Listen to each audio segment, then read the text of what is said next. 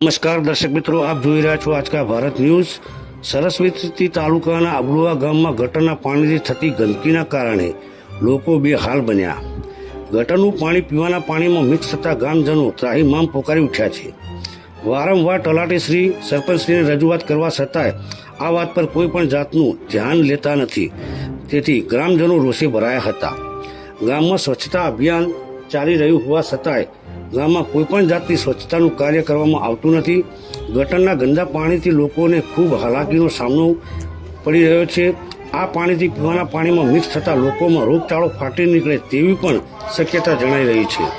ગ્રામજનોની માંગ છે કે તાત્કાલિક ધોરણે આ ગટરના પાણીનો નિકાલ કરવામાં આવે, જેથી કરીને બાળકોમાં અને ગામમાં રોગચાળો ન ફાટે તે માટે કરીને અમે ગામજનો તલાટીશ્રી અને ગામના સરપંચશ્રીને અરજી કરીએ છીએ। अहवाल हरगोवन ठाकुर, अबलुआ, आज का भारत न्यूज।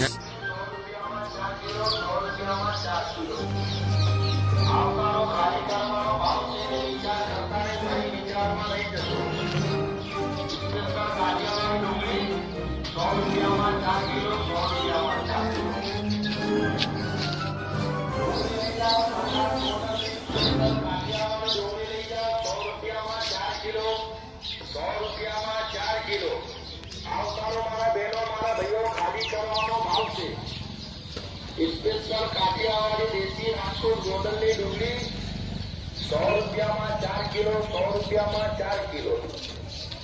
आवतारो खाली करवानो भाव से विचार करता नहीं भाई, विचारवा रही जशो। तमारा गाम में पिकअप गाड़ी आई दे 100 रुपया में 4 किलो देसी डुंगली, 100 रुपया में 4 किलो।